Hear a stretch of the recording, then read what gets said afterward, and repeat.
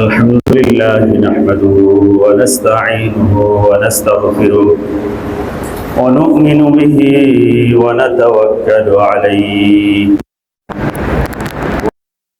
بالله من شرور أنفسنا ومن سيئات أعمالنا من يهده الله فلا مضل له ومن يضلل فلا هادي له ونشهد أن لا إله إلا الله وحده لا شريك له ونشهد أن سيدنا ومولانا محمدا عبده ورسوله صلى الله عليه وعلى آله وأصحابه أجمعين أما بعد قال الله تعالى في كتابه المجيد وفرقانه الحميد أعوذ بالله من الشيطان الرجيم بسم الله الرحمن الرحيم والذين يكنزون الذهب والفضة ولا ينفقونها في سبيل الله فبشرهم بعذاب أليم يوم يحمى عليها في نار جهنم فتطوى بها جباههم وجنوبهم وظهورهم هذا ما كنزتم لأنفسكم فذوقوا ما كنتم تكنزون صدق الله مولانا العظيم وعن أبي هريرة رضي الله تعالى عنه قال رسول الله صلى الله عليه وسلم من آتاه الله مالا ولم يؤدي زكاته مثل له يوم القيامة شجاعا أقرأ له زبيبتان يطوقه يوم القيامة ثم يأخذ بلهزمتيه عن شدقيه ثم يقول أنا مالك أنا كنزك ثم تلا هذه الآية ولا يحسبن الذين يبخلون بما آتاهم الله من فضله هو خيرا لهم بل هو شر لهم سيطوقون ما بخلوا به يوم القيامة ولله ميراث السماوات والأرض والله بما تعملون خبير صدق الله مولانا العظيم وصدق رسوله النبي الكريم ونحن على ذلك من الشاهدين والشاكرين والحمد لله رب العالمين عرج النبي على السماء بلغ العلا بكماله أرسله الله سراجا منيرا كشف الدجى بجماله واسمه لعلى خلق عظيم حسنت جميع خصاله صلى عليه إلهنا صلوا عليه وآله درشري اللهم صل على محمد وعلى آل محمد كما صليت على إبراهيم وعلى آل إبراهيم إنك حميد مجيد اللهم بارك على محمد وعلى آل محمد كما باركت على إبراهيم وعلى آل إبراهيم إنك حميد مجيد সম্মানিত মুসলিয়ান ইকরাম, ব্রাদার ইসলাম, পর্দার আল থেকে যারা শুনছেন মা বোনেরা, মহান রব্বুল কায়নাতের দরবারে শুকরিয়া যে আল্লাহ পাক রব্বুল আলামিন আমাদেরকে পবিত্র রমজানের এই তৃতীয় জুমায় মসজিদে উপস্থিত করেছেন। আমরা বিগত দিনের রোজা তারাবিগুলো করতে পেরেছি। আল্লাহ পাক আমাদের হায়াতে এত বড় মহিমান্বিত মাস দান করেছেন। আল্লাহ পাকের দরবারে শুকরিয়া জ্ঞাপন করি, সকলে করি আলহামদুলিল্লাহ। মুআজ্জিজ হাজিরিন কিরাম, আজকে আমরা আলোচনা করব ইসলামের 5টি স্তম্ভের অন্যতম গুরুত্বপূর্ণ স্তম্ভ যাকাত সম্পর্কে। আল্লাহ পাক রব্বুল আলামিন আমাদের উপর কিছু বিধিবিধান দিয়েছেন। বিধিবিধানগুলো কিছু আছে শারীরিক, যেটা আমরা শারীরিক মেহনত ও কসরতের মাধ্যমে আদায় করতে হয়। কিছু ইবাদত দিয়েছেন আর্থিক, যেগুলো অর্থ ব্যয় করে আল্লাহর সেই নির্দেশগুলো পালন করতে হয়। আর কিছু ইবাদতের মধ্যে অর্থ এবং শরীর উভয়ের সমন্বয় আছে, যেমন হজ। শারীরিক ইবাদত নামাজ, রোজা। আর্থিক ইবাদত যাকাত, কুরবানি, সাদকাতুল ফিতর, অন্যান্য দান। আর হজ হলো যার মধ্যে অর্থ ব্যয় হয়, শারীরিক কষ্ট হবে। তো আল্লাহ পাক রব্বুল আলামিনের ইবাদতগুলোর মধ্যে মালি ইবাদতের শ্রেষ্ঠ ইবাদত যাকাত, আর শারীরিক ইবাদতের মধ্যে শ্রেষ্ঠ এবং প্রধান ইবাদত নামাজ। আজকে ইনশাআল্লাহ আমরা যাকাত সম্পর্কে আলোচনা করব। ইসলামে প্রথমে আলোচনা করব যে ইসলামের সম্পদের মূলনীতিটা কি। সম্পদের মূলনীতি হলো ইসলামে যে মানুষ সম্পদের তত্ত্বাবধায়ক। এর মূল মালিক, প্রকৃত মালিক মানুষ না, প্রকৃত মালিক যিনি এই সম্পদ তৈরি বা সৃষ্টি করেছেন সেই মালিক। আল্লাহ পাক কোরআন শরীফে বলেছেন, লিল্লাহি মা ফিস সামাওয়াতি ওয়া মা ফিল আরদ। এই পৃথিবীতে এবং আকাশে যা কিছু আছে সব কিছুর মালিকানা, একচ্ছত্র ক্ষমতার মালিক, অধিপতি আল্লাহ। আমাদেরকে যে সম্পদ দেওয়া হয়েছে, এমনকি আমাদের যে এই দেহ শরীর দেওয়া হয়েছে, সব কিছুর আমরা সাময়িক মালিক, সাময়িক তত্ত্বাবধায়ক, সাময়িক ম্যানেজার। ম্যানেজার দেখাশোনা করে, নিয়ন্ত্রণ করে, বা তিনি খুব মূল মালিক না, মালিক আরেকজন। তা আমরা সম্পদের ব্যবহার করতে পারবো, এটা তত্ত্বাবধান করতে পারবো। দুনিয়ায় যতদিন আছি ততদিন এটা আমরা মালিকানা দাবি করতে পারবো। তো মূল মালিক আল্লাহ। অর্জনও করতে হবে তার নির্দেশ মতো, ব্যয়ও করতে হবে তার দেখানো ক্ষেত্র মতো। কুরআনুল কারীমের শুরুতেই সূরাতুল বাকারায় প্রথম পৃষ্ঠা খুললেই দেখবেন আল্লাহ পাক মুত্তাকিনদের পরিচয় বলেছেন, ওয়া মিম্মা রাযাকনাহুম ইউনফিকুন। আমি যা রিজিক দিয়েছি তা থেকে তারা ব্যয় করে। তার মানে রিজিক বা সম্পদ আল্লাহ প্রদত্ত জিনিস, এবং এই দেয়ার মধ্যে আল্লাহ পাক রব্বুল আলামিন এমন এক নীতি অবলম্বন করেন যেটা তার ইচ্ছা। ইয়াবসুতু লিমান ইয়াশা ওয়া ইয়াকদির। যার জন্য চান রিজিককে প্রশস্ত করে দেন, যার জন্য চান রিজিককে সংকুচিত করে দেন। এখানে ব্যক্তিগত কোনো যোগ্যতা ম্যাটার করে না। অনেক শিক্ষিত লোক তার নুন আনতে পান্তা ফুরায়। অনেক মূর্খ লোক সিগনেচার জানে না, অথচ তার সম্পদের অভাব নাই। কত সম্পদ আছে নিজেও জানেন। কাম আকিলিন আকিলিন আয়াত মাযাহিবুহু কাম জাহিলিন জাহিলিন তালকাহু মারযুকা।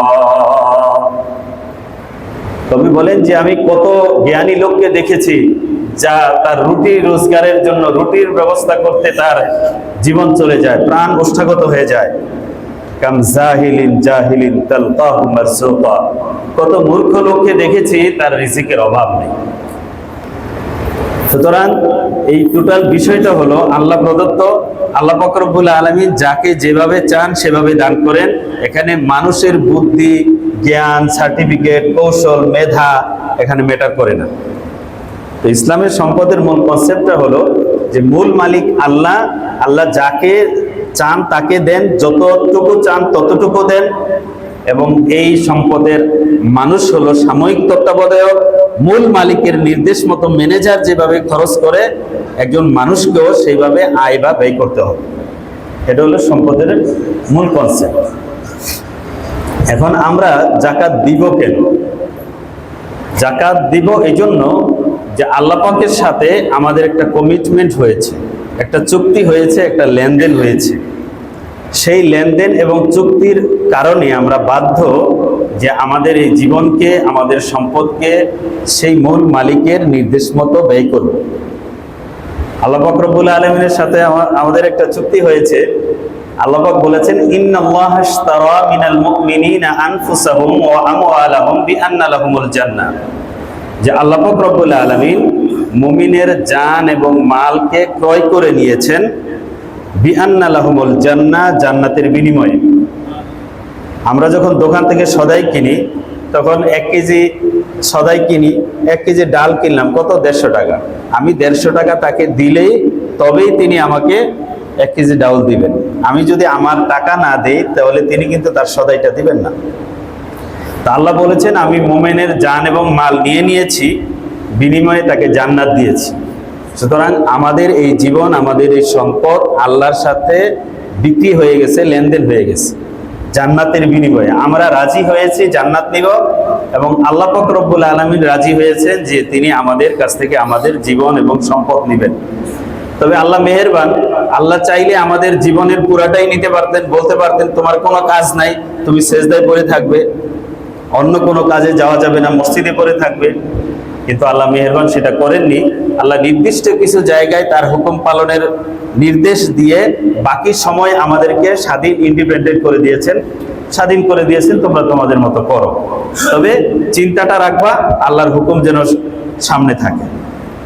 সম্পদের ক্ষেত্রেও তাই, আল্লাহ চাইলে বলতে পারতেন যে যা সম্পদ আছে তোমার খাওয়া দাওয়া শেষে, মাস শেষে ব্যালেন্সের 100% দিয়ে দিতে হবে, সেটা আল্লাহ বলতে পারতেন। কিন্তু তা না করে বলেছেন যে মাত্র 2.5%, মাত্র 2.5% দিবা, তুমি শতকরা 2.5 টাকা দিবা, আর 97.5 টাকা আবার তুমি নিয়ে নিবা। কুরবানির ক্ষেত্রে দেখেন আল্লাহ পাক রব্বুল আলামিন আগের জামানার নবীদের ক্ষেত্রে কুরবানি করলে কুরবানির কোনো গোশত খাওয়া যেত না, কিন্তু আল্লাহ আমাদেরকে কুরবানি আবার কবুল করে নিচ্ছেন, আবার টোটাল গোশতটা আমাদেরকে দিয়ে দিচ্ছেন। এটা আল্লাহর মেহেরবানি। আল্লাহ বলেছেন, লা ইয়ানালাল্লাহু লুহুমুহা ওয়ালা দিমাউহা ওয়ালাকিন ইয়ানালুহুত তাকওয়া মিনকুম। আল্লাহর কাছে গোশত, রক্ত, পশু কিছুই পৌঁছে না, তোমাদের অন্তরে যে তাকওয়া, যে আল্লাহর জন্য করেছো কিনা, এই জিনিসটাই আল্লাহর কাছে পৌঁছে। তো আমরা পেলাম যে সম্পদের মূল কনসেপ্ট হলো মূল মালিক আল্লাহ, আমরা তত্ত্বাবধায়ক। এবং আমরা কেন দিব জাকাত? কারণ আল্লাহর সাথে আমাদের একটা কমিটমেন্ট, চুক্তি হয়েছে, আমরা আমাদের জীবন এবং সম্পদ আল্লাহর জন্য দিব, আল্লাহ বিনিময়ে আমাদেরকে জান্নাত দিবেন। যেহেতু আল্লাহর সাথে এই বন্দিগি, এই দাসত্বের চুক্তি আমরা করেছি, এই চুক্তির কারণে আমরা বাধ্য আল্লাহর হুকুম মতো আমরা আমাদের সম্পদকে দিব। এখানে কোনো কিন্তু বাদ চৌচেরা নাই। মালিক হুকুম করেছেন, তার হুকুম মতো আমাদেরকে দিতেই হবে। ম্যানেজারকে যদি বলে যে অমুক জায়গায় আপনি 5,000 টাকা দেন, ম্যানেজার বলে না না দেওয়া যাবে না, খালি জায়গা সব জায়গায় টাকা ব্যয় করলেই হবে নাকি? করেন মালিকের উল্টা যদি সে মাতবরি করে, এই ম্যানেজার রাখবে? বলো যে তুমি আউট, আমার হুকুম মতো আমারটা করো না, তুমি মাতবরি করো, এত মাতবর লাগবে না। তো জাকাত এই নাম রেখেছেন, জাকাত শব্দের অর্থ কি জানেন? পবিত্রতা। আরেক অর্থ হলো বৃদ্ধি। জাকাত দিলে মাল পবিত্র হয়। ফাইন্নাহা তুহরাতুন তুতাহহিরুকা। হুজুর সাল্লাল্লাহু আলাইহি ওয়াসাল্লাম এক ব্যক্তি বনি তামিমের এক ব্যক্তিকে বলছেন যে তুখরিজুজ যাকাত মিন মালিক, তুমি তোমার মালের যাকাত দিবে। ফাইন্নাহা তুহরাতুন তুতাহহিরুকা, এই যাকাত পবিত্রতা, তোমার সম্পদকে পবিত্র করবে। তুমি যখন শতকরা 2.5 টাকা দিবে, বাকি 97.5% তোমার জন্য হালাল হবে, বরকতময় হবে। যদি সেটা না দাও তাহলে এই সম্পদ তোমার জন্য বুমেরাং হবে, তোমার জন্য সাপ হয়ে দংশন করবে পরকালে, এই দুনিয়াও ক্ষতির কারণ হবে। এই সম্পদ তোমার অস্বস্তির কারণ হবে, বরকত চলে যাবে। বরকত কি? খাইলাম, হজম হইল, শরীরে কাজে লাগলো, বরকত। খেলাম কিন্তু বদ হজম হইয়া পেট খারাপ হয়ে কষ্টও পেলাম, হাসপাতালে যেতে হলো, এটা বরকত শূন্য। যখন জাকাত দিবেন আর টোটাল মালটা তার জন্য বিষ হয়ে যাবে, তখন এই বিষাক্ত সম্পদ তাকে অস্বস্তি দিবে, যদি খাবার খাই রাত্রে, সকালে যদি বাথরুম না হয়, সকালে যদি টয়লেট ক্লিয়ার না হয়, তাহলে যেরকম অশান্তি না, স্বস্তি থাকে না। তো সম্পদ আছে, জাকাত দেয় নাই, এই সম্পদ তাকে শান্তি দিবে না, বিভিন্ন রকম অশান্তির মধ্যে সে পড়বে। হয়তো শারীরিক পড়বে, মানসিক পড়বে, ছেলেমেয়ের ক্ষেত্রে পড়বে, মামলা মোকদ্দমা, অসুখ বিসুখ, জায়জামেলা, কোনো না কোনো পেরেশানিতে সে এই সম্পদ দিয়ে যে শান্তি পাওয়ার কথা ছিল, সেই শান্তির পরিবর্তে অশান্তিকে সে কিনে নিবে, অশান্তিকে ভোগ করবে। সুতরাং এই আল্লাহর হুকুম পালনের জন্য দিতে হবে, আর মূল মালিকের হুকুম না পালন করলে শাস্তি আবার ভোগ করতে হবে। জাকাত দিতে হবে। জাকাত না দিলে কি শাস্তি? সূরাতুত তাওবার 34 এবং 35 নম্বর আয়াত আপনাদের সামনে আমি তেলাওয়াত করেছি। এই আয়াতের অর্থটা একটু শুনিয়ে দেই। আল্লাহ বলেছেন, ওয়াল্লাযীনা ইয়াকনিজুনা আয-যাহাবা ওয়াল ফিদ্দা ওয়া লা ইউনফিকুনাহা ফী সাবিলিল্লাহ, যারা স্বর্ণরূপ সম্পদকে গচ্ছিত রাখে, ওয়া লা ইউনফিকুনাহা ফী সাবিলিল্লাহ, আল্লাহর রাস্তায় এই সম্পদকে ব্যয় করে না, আল্লাহ যেখানে যতটুকু দিতে বলেছেন সেটা দেয় না, আল্লাহ বলেছেন ফাবাশশিরহুম বিআযাবিন আলীম, তাদেরকে মর্মন্তুদ শাস্তির সুসংবাদ দিয়ে দাও। এখন সুসংবাদ শব্দটা একটু এখানে তাচ্ছিল্য করার জন্য ব্যবহার করা হয়েছে। তাদেরকে খবর দিয়ে দাও, তাদের জন্য ভয়াবহ পরিণতি রয়েছে। কিয়ামতের দিনের একটা শাস্তির কথা আল্লাহ এখানে উল্লেখ করেছেন, ইয়াউমা ইউহমা আলাইহা ফি নারি জাহান্নাম ফাতুকওয়া বিহা জিবাহুহুম ওয়া জুনুবুহুম ওয়া যুহুরুহুম হাযা মা কানাসতুম লিআনফুসিকুম ফাযুকু মা কুনতুম তাকনিজুন। এই সম্পদকে কাল কিয়ামতের ময়দানে জাহান্নামের আগুনে উত্তপ্ত করা হবে। স্বর্ণরূপ এই পদার্থ বানিয়ে উত্তপ্ত করে, গরম করে তাকে সেকা দেওয়া হবে। কোথায় দেওয়া হবে? জিবাহুহুম, তার কপালে, ও জুনুবুহুম, তার পার্শ্বে, ও যুহুরুহুম, তার পিঠে, এবং বলা হবে হাযা মা কানাসতুম লিআনফুসিকুম, এই শাস্তি এটা এজন্য যে তুমি এই সম্পদকে গচ্ছিত রেখেছিলে, যতটুকু দেওয়ার কথা ছিল ততটুকু গরিবকে দেও নাই। অফি আমওয়ালিহিম হাক্কুল লিসাইলি ওয়াল মাহরুম, ধনীদেরকে বলে দাও তাদের সম্পদের মধ্যে যারা বঞ্চিত, যারা যাচ্চাকারী, হাত পাতে, তাদের অধিকার রয়েছে। পৃথিবীর কোনো অর্থনীতিতে, কোনো ধর্মনীতিতে এটা পাবেন না যে একজন ব্যক্তি তার সম্পদের মধ্যে অন্যের অধিকার আছে, এটা বলা আছে।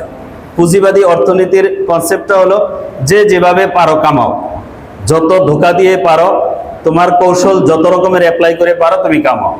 বিজ্ঞাপন দিচ্ছে, দেখবেন একেবারে আম গাছের থেকে মনে হয় যে পাকা আমের রসটা বোতলের মধ্যে ঢুকতেছে, মানুষকে বিভ্রান্ত করে ধোঁকা দিয়ে পয়সা কামিয়ে নিচ্ছে, অথচ আমের সাথে এই জুসের কোনো সম্পর্কই নেই, তাই না? মিষ্টি লাউ দিয়া জুস বানায়া বিভিন্ন ফ্লেভারের সেন্ট দিয়া বিক্রি করতেছে, কিন্তু মানুষকে এই ধারণা দেওয়া হচ্ছে, বার্তা দেওয়া হচ্ছে যে এটা একেবারে গাছ পাকা আমের রস। এভাবে নানাবিধ ধোঁকা দিয়ে তুমি তোমার ধোঁকার পলিসিকে ব্যবহার করে কামাও। কামানোর ক্ষেত্রে কোনো বিধিনিষেধ নাই, আবার সেটা ভোগ করার ক্ষেত্রেও কোনো বিধিনিষেধ নাই।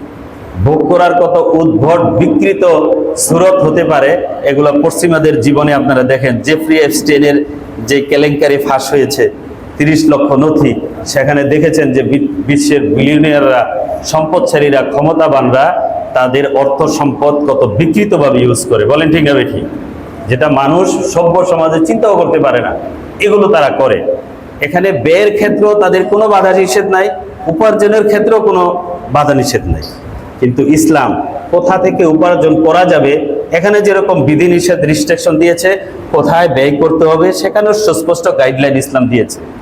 আজাদ মুক্ত ছেড়ে দেয় নাই যে আপনি যেভাবে খুশি সেভাবে কামাবেন আর যেভাবে খুশি সেভাবে ব্যয় করবেন। এটা ইসলামী জীবন না, এটা আল্লাহর সাথে যে লেনদেন চুক্তি হয়েছে সেই চুক্তির নীতিমালা বা কনসেপ্ট এরকম না। আমরা কামাই করার ক্ষেত্রেও আল্লাহর হুকুম মানতে বাধ্য, ব্যয় করার ক্ষেত্রেও তার নির্দেশ মানতে বাধ্য। কারণ আমরা বিশ্বাস করি এই সম্পদের প্রকৃত মালিক আমরা না, প্রকৃত মালিক তিনি, আমরা শুধু ম্যানেজার এবং সাময়িক তত্ত্বাবধায়ক। সুতরাং তার নির্দেশ মতোই আমাদের কি করতে হবে? পালন করতে হবে। আরেকটা হাদিস শোনাই যাকাত না দেওয়ার শাস্তি সম্পর্কে। যাকাত দেওয়ার উপকারিতার শাস্তির বুড়ি বুড়ি হাদিস আছে, সব তো বলা যাবে না, মাসাইলগুলো বেশি বলতে হবে। আরেকটা হাদিস, আনা আবি হুরায়রা রাদিয়াল্লাহু তাআলা আনহু قال قال رسول الله صلى الله عليه وسلم من آتاه الله مالا ولم يؤدي زكاته مثل له يوم القيامة شجاعا أقرا له زبيبتان يطوقه يوم القيامة ثم يأخذ بلهزمتيه يعني شدقيه ثم يقول أنا مالك وأنا كنزك ثم تلا هذه الآية ولا يحسبن الذين يبخلون بما آتاهم الله من فضله هو خيرا لهم بل هو شر لهم سيطوقون ما بخلوا به يوم القيامة। সূরা আল ইমরান 180 নম্বর আয়াত। হুজুর সাল্লাল্লাহু আলাইহি ওয়াসাল্লাম হাদিসটি বলার পরে এই আয়াতটি পড়েছেন। হাদিসে বলেছেন, মান আতাহুল্লাহু মালান, আল্লাহ পাক যাকে মাল দিয়েছেন, তার মানে নিসাব পরিমাণ সম্পদ যাকে দিয়েছেন আল্লাহ, ওয়ালাম ইউআদ্দি যাকাতাহু, কিন্তু এই সম্পদের যাকাত সে আদায় করে নাই, মুসিলা লাহু ইয়াউমাল কিয়ামাতি শুজাআন আকরা, কিয়ামতের দিন তার জন্য তার এই সম্পদকে এক বিষধর সাপে রূপান্তরিত করা হবে। বিষধর সাপে রূপান্তরিত করা হবে। মুসিলা লাহু ইয়াউমাল কিয়ামাতি শুজাআন আকরা, এবং সাপের কিছু বর্ণনা আল্লাহ দিয়েছেন। লাহু, নবী বলেছেন লাহু যাবিবাতান, এই সাপের মাথায় দুইটা কালো চিহ্ন হবে। সুজান আকরা, যেই সাপ প্রচন্ড বেশি বিষের কারণে মাথা শুভ্র সাদা হয়ে গেছে, বা একরকম অতি বিষের নিদর্শন স্বরূপ, তার বয়সের প্রমাণ স্বরূপ বলা হয়েছে সুজান আকরা। এইটা সাপটা থাকবে অত্যন্ত বিষধর, বয়স্ক এবং শুভ্র সাদা মাথাওয়ালা, এবং তার চোখের উপরে থাকবে দুই কালো চিহ্ন, যেটা তার ভয়াবহতাকে, বিষাক্ততাকে আরো বেশি করে প্রকাশ করবে। ইউতাওয়াকুহু ইয়াউমাল কিয়ামা, কিয়ামতের দিন ওই সাপকে তার গলায় পেঁচিয়ে দেওয়া হবে, সাপকে পেঁচিয়ে দেওয়া হবে। সুম্মা ইয়াখুযু বিলিহজিমাতাইহি ইয়ানি শিদকাই, ওই সাপ চোয়ালের মধ্যে কামড় দিয়ে ধরবে, কামড় দিয়ে ধরে সাপ বলবে নিজেই, সুম্মা ইয়াকুলু আনা মালুক আনা কানসু, আমি তোমার সম্পদ, আমি তোমার গচ্ছিত অর্থ, গচ্ছিত সম্পদ যেগুলো জমা করে রেখেছিলে, আমি সেই সম্পদ আজকে তোমাকে দংশন করছি। বলে নিজের সন্তান যদি নিজেকে কষ্ট দেয়, এই কষ্টের পরিমাণ কোনো তুলনা হয় দুনিয়ার কোনো কষ্টের সাথে? নিজের আপনজনের কষ্টটা বেশি কষ্ট। তো নিজের আদর করে যত্ন করে জমিয়ে রাখা ব্যাংক ব্যালেন্স সম্পদ, এই বাড়ি গাড়ি, এগুলো যখন আরাম দেওয়ার পরিবর্তে নিজেকে এভাবে ধ্বংসন করবে, সেই ধ্বংসনটা, সেই শাস্তিটা হবে আরো বেশি কষ্টের, আরো বেশি ভয়াবহ। সম্পদ এভাবে ধ্বংসন করবে। হুজুর সাল্লাল্লাহু আলাইহি ওয়াসাল্লাম এই হাদিস বর্ণনা করার পরে এই সূরা আল ইমরানের 180 নম্বর আয়াতটি পড়েছেন এবং বুঝিয়েছেন, ওয়ালা ইয়াহসাবান্নাল্লাযীনা ইয়াবখালুনা বিমা আতাহুমুল্লাহু মিন ফাদলিহি ওয়া খায়রাল লাহুম, আল্লাহ অনুগ্রহ করে যাদেরকে সম্পদ দিয়েছেন, আর ওই সম্পদ দিয়ে সে কৃপণতা করছে, বখালতি করছে, প্রয়োজনীয় জায়গায় সে দিচ্ছে না, এটা যেন তার জন্য কল্যাণকর হবে, ভালো হচ্ছে, এটা যেন সে মনে না করে। ওয়ালা ইয়াহসাবান্নাল্লাযীনা ইয়াবখালুন, বখিলরা যেন এটা মনে না করে যে এটা তার জন্য ভালো। বাল হুয়া শাররুল লাহুম, বরং এটা তার জন্য বড় ভয়াবহ পরিণতি ডেকে নিয়ে আসবে, বড় ক্ষতি এবং অকল্যাণ নিয়ে আসবে। সেটা যেমনিভাবে দুনিয়ায়, তেমনিভাবে আখেরাতে। সায়ুতাওয়াকুনা মা বাখিলু বিহি ইয়াউমাল কিয়ামা, কিয়ামতের দিন আল্লাহ পাক রব্বুল আলামিন এই সম্পদকে সাপ বানিয়ে তার গলায় পেঁচিয়ে দিবেন। এটা হাদিসেও বলা হয়েছে, এখানে আবার এই আয়াতেও বলা হয়েছে, ওয়ালিল্লাহি মিরাসুস সামাওয়াতি ওয়াল আরদ। এই পৃথিবী এবং জমিনের উত্তরাধিকারী মূল মালিক আল্লাহ। তার থেকে তোমরা পেয়েছিলে অনুগ্রহ স্বরূপ, সেটা ছিল তোমার জন্য পরীক্ষা। সেই পরীক্ষায় তুমি ফেল করেছো, সম্পদ তোমার মনে করেছো, মালিকের মনে করো নাই, তার নির্দেশ মতো দেয়ও নাই। আজকে তার ভয়াবহ শাস্তি গ্রহণ করো। আল্লাহু বিমা তা'মালুনা খাবীর। আল্লাহ জানেন তোমরা কি করছো, সবকিছু তিনি খবর রাখছেন এবং সেই অনুযায়ী তোমাদেরকে পরিণতি ভোগ করতে হবে। এরকম অসংখ্য আয়াত হাদিস তো আছেই, ফাজাইল বললে শুধু হবে না, এটা এখন যাকাতটা দিতে হবে কিভাবে এটা আমাদেরকে বোঝা দরকার। দেখেন, দুনিয়ার মধ্যে সম্পদ সীমিত, চাহিদা অসীম। আখেরাতে হবে বিপরীত, আখেরাতে সম্পদ অসীম, চাহিদা মানুষের থাকবে সীমিত। চাহিদা কত মানুষ ভোগ করবে, সম্পদের অভাব নেই। দুনিয়াতে চাহিদা বেশি, সম্পদ কম থাকার কারণে বুঝে শুনে খরচ করতে হয়। আমার চাহিদা আছে অনেক, প্রয়োজন অনেক, কিন্তু আমার আয় কম, আমি চাইলেই আমার সব ইচ্ছা পূরণ করতে পারবো না। সেখানে প্রায়োরিটি দিয়ে যেটা অগ্রাধিকার, যেটা বেশি এসেন্সিয়াল সেটাকে গ্রহণ করতে হয়। ইচ্ছায় অনিচ্ছায় অনেক কিছু ছাড় দিতে হয়, কাটছাট করতে হয়। এভাবেই আমাদের জীবন চলে, তাই না? কিন্তু পরকালে ওয়ালাকুম ফিহা মা তাশতাহি আনফুসুকুম, তোমাদের মন যা চাই তাই আছে। মানুষের মন কত চাবে তার চেয়ে বেশি আছে। এজন্য সেখানে কোনো অর্থনীতি নাই, পরিকল্পনা নাই, সেখানে হিসাবের কোনো নিয়ম কারণ নেই। এখানে আয় ব্যয়ের নিয়ম কারণ আছে, কারণ সম্পদ আমার সীমিত, রিস্ক মাকসুম ওয়াল হারিসু মাহরুম। দুনিয়া লিমিটেড, বন্টিত, আখেরাত হল আনলিমিটেড, যে যত নিতে পারে।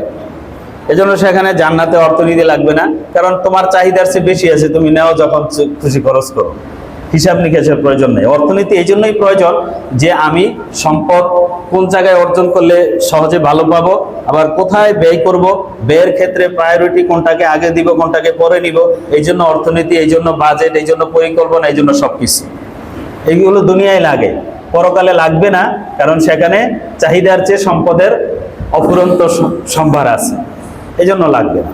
তো এখন আমাদের এখানে আল্লাহ পাক রব্বুল আলামিন কার উপর যাকাত দিতে হবে, ওই ব্যক্তির কিছু ক্রাইটেরিয়া দিয়েছেন। কোন সম্পদের যাকাত দিতে হবে, ওই সম্পদের কিছু ক্রাইটেরিয়া, পরিচয় আল্লাহ পাক রব্বুল আলামিন দিয়েছেন। আবার কোথায় দিতে হবে, কিভাবে দিতে হবে, সেখানে কিছু নিয়ম কানুন দিয়েছেন। কার উপর যাকাত ফরজ এবং কোন ধরনের মালের যাকাত দিতে হবে। প্রথমত যদি ব্যক্তির যোগ্যতাকে আমরা বিচার করি, আলোচনা করি, ব্যক্তির যোগ্যতার ক্ষেত্রে প্রথম হলো সে ব্যক্তি মুসলমান হতে হবে। কোনো অমুসলমানের উপর যাকাত ফরজ নয়, কারণ ঈমান আনা ছাড়া অমুসলমানের উপর কোনো বিধিবিধানই ফরজ নয়। ইসলামের 5টি মূলনীতি দিয়েছেন,